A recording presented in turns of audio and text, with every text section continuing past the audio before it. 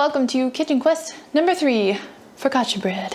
Kitchen Quest is the series I started to experiment with new recipes where I make something for the very first time, and hopefully you can learn from any mistakes that I might make or come up with some new ideas for things to try in your kitchen. I have been promising my husband I would make focaccia bread for 2 or 3 months now, and I'm finally getting around to it, so I'm excited. I will be using Claire Saffit's recipe from Dessert Person. Every recipe I have tried of Claire's has been fantastic. So if you are into baking and you want a book of new recipes, Dessert Person is awesome. She has a recipe in here for soft and crispy focaccia bread that I will be trying today. I've never made this type of bread before. I have made other kind of bread even on this channel, like sourdough and French bread, but this is my first time attempting this, so we'll see how it goes. I'm just gonna keep it super simple. I know that you can put all kinds of crazy toppings on this bread, but for the very first time I make something, I try to keep it as simple as possible so that I can just get a base idea of what the base general flavor of it is, and then build on top of that based on what I am going to have it with in a meal or use it for. I've seen people use this for like their pizza crust or like a flatbread pizza. I'm sure that's really, really good. But since it's the first time I'm making it, I am going to just keep it super simple. I'm just gonna do rosemary and garlic. I might put some of our tomatoes from the garden on the top, but we'll see. Hopefully it turns out good. Let's go. First goes in 7 grams of yeast. I'm gonna add 113 grams of warm water. I have used this yeast recently, so I know that it's active. So I'm just gonna add the rest of the water, which is 567 grams. And 780 grams of bread flour, which is 6 cups. And salt.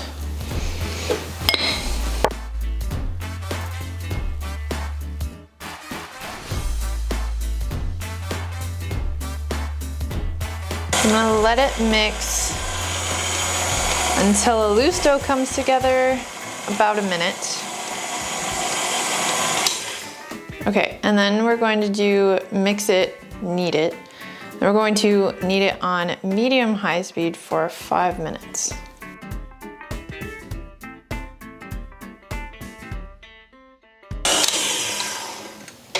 Okay, it looks very liquidy, but okay, you know.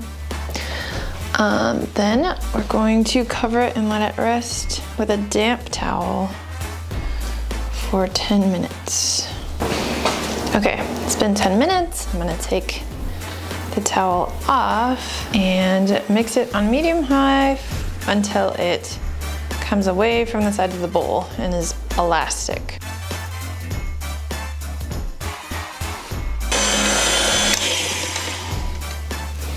It looks more like batter than dough.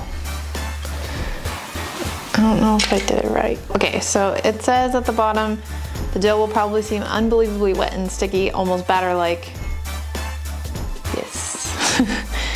It's practically impossible for focaccia dough to be too wet, and all that moisture will help produce an airy, open texture. Okay, I will trust. Now I'm going to use unfiltered extra virgin olive oil. And I know, I've never made focaccia before, like I said, this is my first time, but I do know that because it's basically flour, water, and salt, most of the flavor you're getting is from the olive oil and whatever toppings you put on top. So I wanted to use a high quality, high flavored olive oil. It smells really good. So I'm gonna put a 1/4 cup of this in the bowl that it's going to rise in. And then I'm gonna put this in here to rise. Feels like I'm making an olive oil cake. I don't know, that's kind of weird. Okay, and it says cover it again with a damp towel, so that's what we're going to do. And let it rise for 1 hour. 1 hour later. All right, let's take a look. Oh dear. Okay. Okay, so it stuck to the towel. Maybe I shouldn't have used a towel. I should have used a non-stick plastic wrap. Okay. Oh, okay. It's coming off though. Not a big deal. It's so jiggly. It's like bread jello. Look at this. Now we are going to grease the pan with another 1/4 cup of oil. Just gonna spread that around a bit and then add the dough. Oh boy. I'm gonna grease the plastic wrap this time.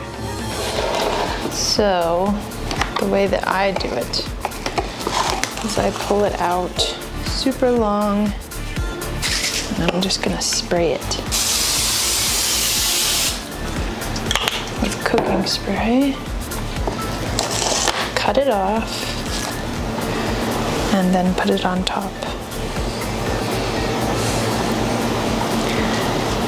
Bam! Oh, look at that. Booyah. Okay, now hopefully it will not stick. Okay, we're gonna let it rest for 10 minutes. While I'm waiting for the dough to rise, I'm gonna go get some rosemary from outside.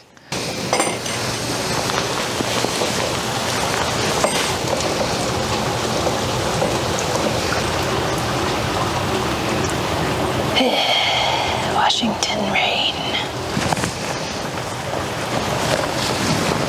You know, it's been sunny for the past like week, and then the day that I decide I want to go outside to get something, it's dumping rain.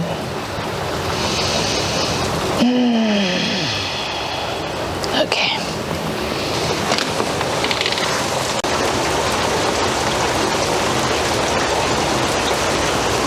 All right, let's go quick.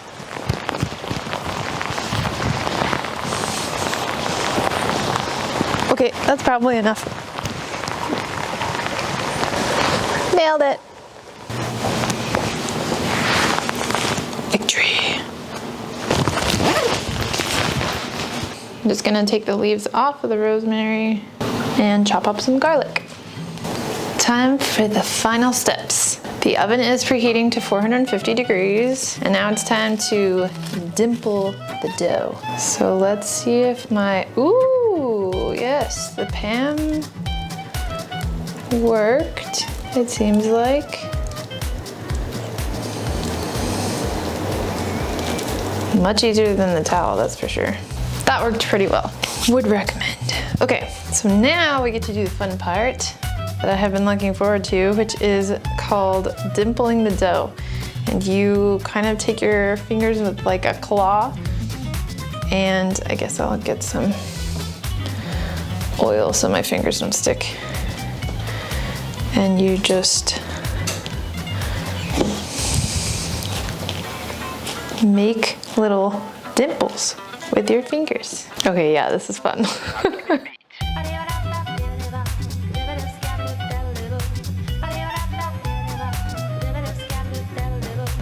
Now I'm gonna take the topping, my garlic and rosemary, and just sprinkle it over the top. I guess I could have used some more. Well, that's all right. This will be fine. I don't have flaky salt, wow, I can't speak, but I'm just gonna use some of this kosher salt just to give it a little salty flavor and some like crispy bite. Oh, I was gonna put tomato.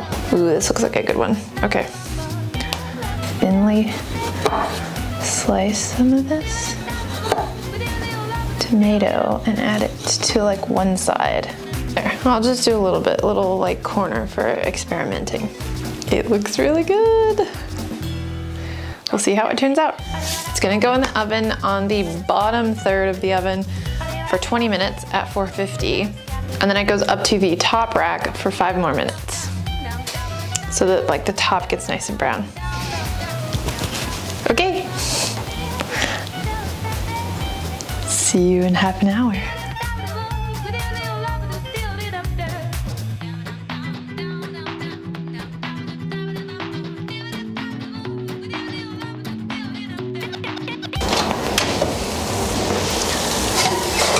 Looking good. It's pulling away from the sides of the pan, so that's good. Oh, and the garlic smells so good.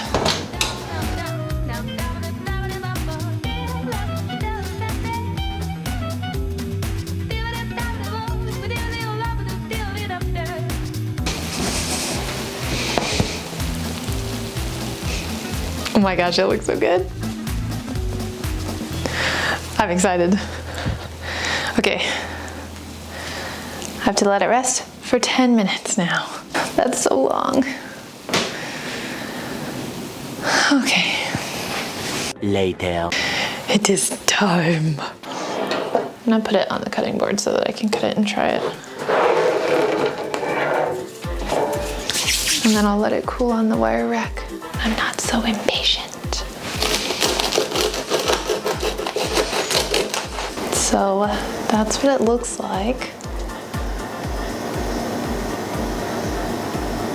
It looks super fluffy on the inside, and the texture is nice and crispy on the outside. You can hear it. Okay, I'm gonna try.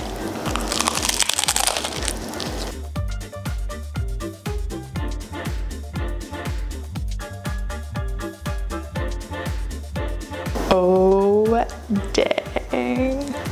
That's some good bread. Oh, I'm so happy with this. Oh, I wanna try the tomato.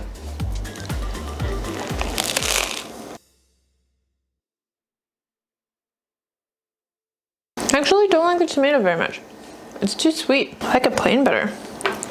I know this is Kitchen Quest, but I feel like I nailed it on the first try. It's not that hard of a bread. It's very like, do something and then wait a bit, and then do something and then wait a bit, and then do something and then wait a bit. Not difficult. I definitely see why focaccia is like all about the toppings, because the bread itself is just flour, water, and a tiny bit of salt. So it doesn't have a lot of flavor. The only flavor that I'm getting is like salt and garlic and rosemary that I put on top. The bread, I think, now that I've made it and had it, is all about texture.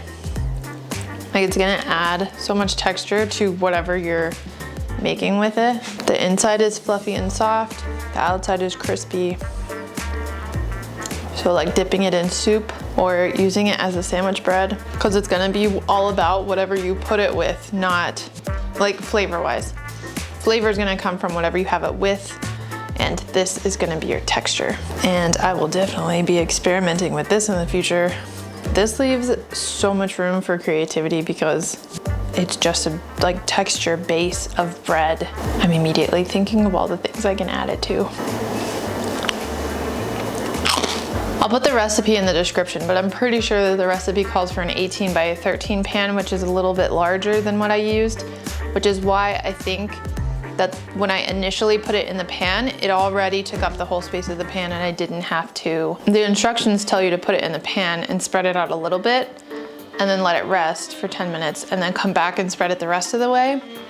But I didn't have to do that because my pan was a little bit smaller. So I just put it in there and it took up the entire pan right away. It didn't have any issues with like cooking or anything. So if you have a 17 by 11 pan that you want to use instead, it seems to work totally fine. Pulling it from the bottom rack and putting it on the top rack for the last 5 minutes worked great, because when I went to change it to the top rack, I did notice that it wasn't browned on the top at all very much. And then after those last 5 minutes on the top rack of the oven, it was really nice and brown. I will be using this again, for sure. If you like this video or you learned something, give it a like. If you'd like to learn more, subscribe to my channel. Thank you for watching, and I'll see you next time. Bye.